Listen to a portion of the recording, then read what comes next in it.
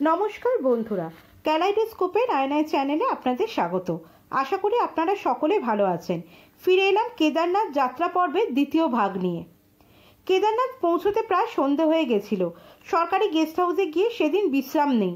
শরীর এতটাই ক্লান্ত ছিল যে রাতে গেস্ট হাউসে খাবার জায়গায় যেতে পারিনি। গেস্ট হাউস থেকে মন্দিরের দূরত্ব বেশ খানিকটা। একটু দেরিতে ঘুম থেকে উঠে চা জলখাবার খেয়ে মন্দির ও পার্শ্ববর্তী জায়গা ঘুরে দেখতে বেরোলাম। আজও কাল দুদিন এখানে থাকবো, ফলে খুব একটা তাড়াহুড়োর কিছুই ছিল না। খানিকটা হেঁটে মন্দির চত্বরে পৌঁছে গেলাম। কেদারনাথ মন্দিরে সারাদিন সারা রাত দেবাদিদেবের দর্শন করানো হয়। 1.5 কিলোমিটার পাহাড়ি রাস্তায় ভক্তদের লাইন দেখে আমার মাথায় হাত। আমি তো আজ দর্শন করব না ভেবেছিলাম, কিন্তু যা দেখলাম তাতে আজকেই কিন্তু আমাকে যেভাবেই হোক পুজো দিতেই হবে, কোনো উপায় নেই। তাই আমি মন্দির চত্বরে খানিকক্ষণ ঘোরাঘুরি করে মন্দিরের পিছনে ভীমশিলা দর্শন করতে গেলাম। সেখানে গিয়ে প্রণাম করি, তারপর চারপাশ ঘুরে দেখি।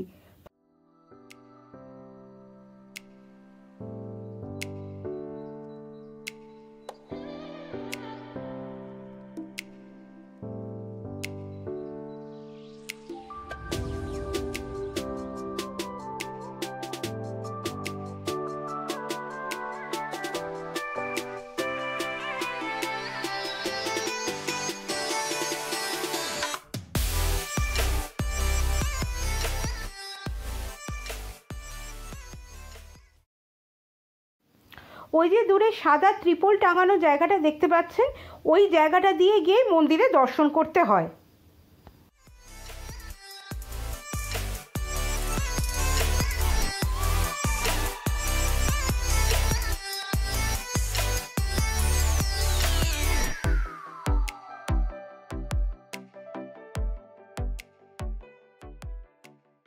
প্রকৃতি এখানে যেন বড্ড বেশি সুন্দরী।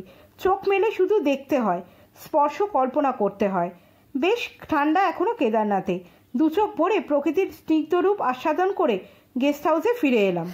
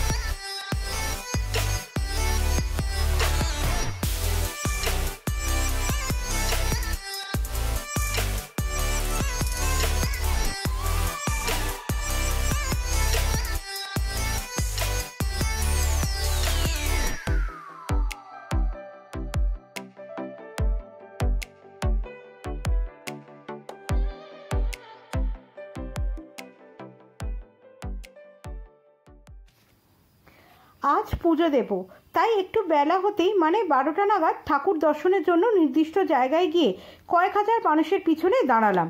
বুঝতেই পারলাম যে বেশ খানিকক্ষণ সময় লাগবে, মানে খানিকক্ষণ মানে বেশ কয়েক ঘন্টা সময় লাগবে, তা স্পষ্ট হয়ে গেল আমার।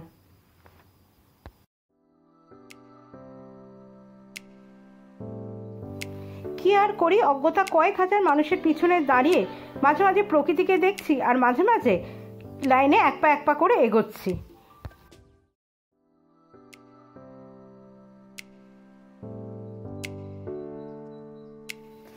লাইন কিছুটা এগিয়ে এসেছে।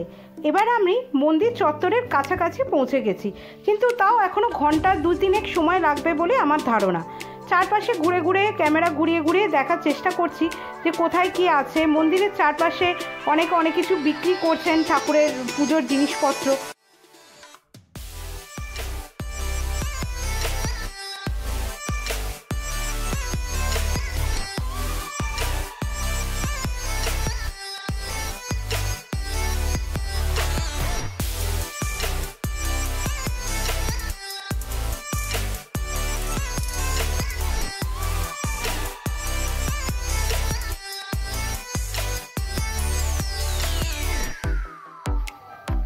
এখন প্রায় সন্ধে হতে চলেছে।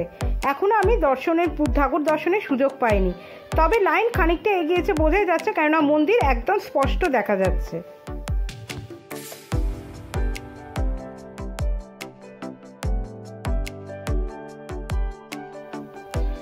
এখন একদম মন্দিরের কাছে চলে এসেছি। এবার মন্দিরে ঢুকবো পুজো দিতে। পুজো দিয়ে আপনাদের সঙ্গে কথা বলছি।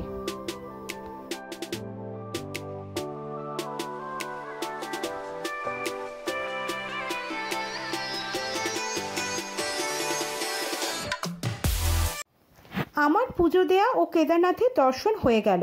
আর এই সময়ের মধ্যে মন্দির প্রাঙ্গণে দর্শনার্থী ও ভক্তদের ভিড়ে পা ফেলা দায়।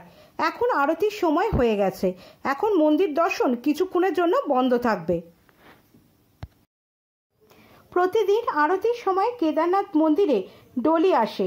ভিড়ের মধ্যে ডলি স্পর্শ করে নমস্কার করার চেষ্টা করলাম।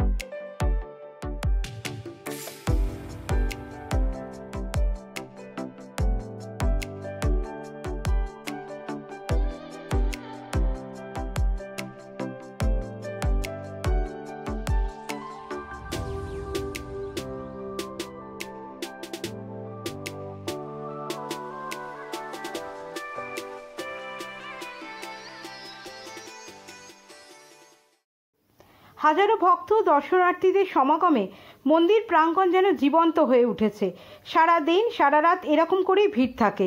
তবে সকালের দিকে ভিড়টা একটু কম থাকে।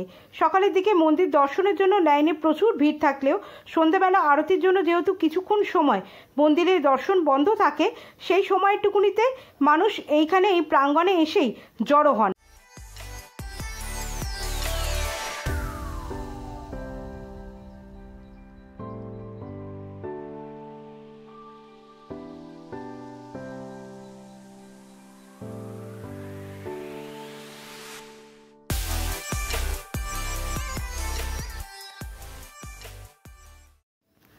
সন্ধে নেমে আসছে। চারদিকে পাহাড়ের মাথায় সূর্যাস্তের হালকা আভা ধীরে ধীরে প্রগাঢ় অন্ধকারের কোলে ঢলে পড়তে শুরু করেছে। সেই সময় মন্দিরে আলোর ছটা। চারদিকে নিস্তব্ধ অন্ধকারকে আলোয় রাঙিয়ে কেদারনাথ মন্দিরের শাঁখ ঘণ্টার আওয়াজ। অদ্ভুত মনোরম একটা সন্ধে কাটাচ্ছি আমি।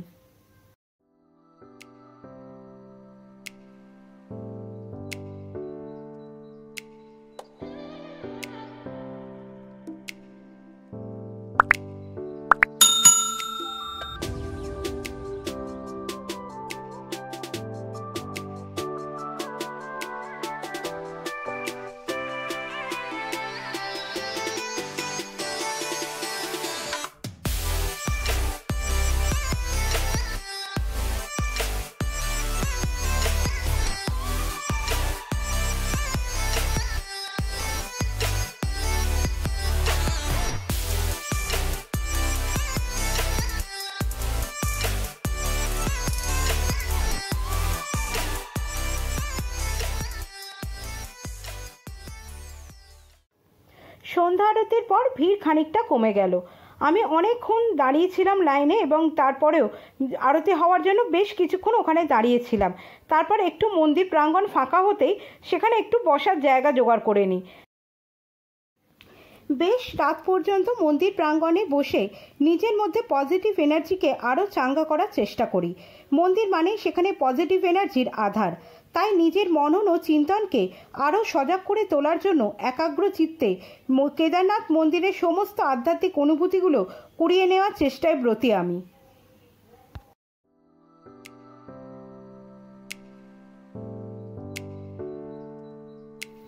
এবার ফেরার পালা। আজ সকাল থেকে ব্যাগ গোছানোর একটা পর্ব মিটিয়ে এবার পাহাড়ের আরেকটু ওপরে উঠলাম।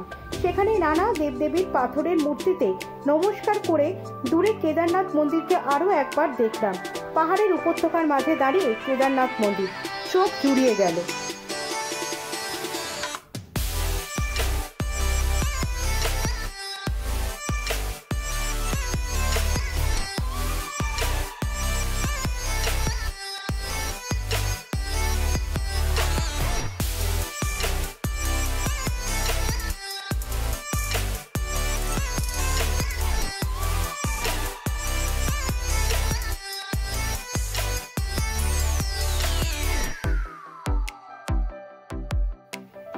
আমার কেদারনাথ যাত্রার ভিডিও আপনাদের কেমন লাগলো অবশ্যই কমেন্ট করে জানাবেন। আমার ভিডিও প্রতিবেদন ভালো লাগলে একটা লাইক দিয়ে চ্যানেলটি সাবস্ক্রাইব করে আমার পাশে থাকার চেষ্টা করবেন। নমস্কার বন্ধুরা, সকলে ভালো থাকবেন।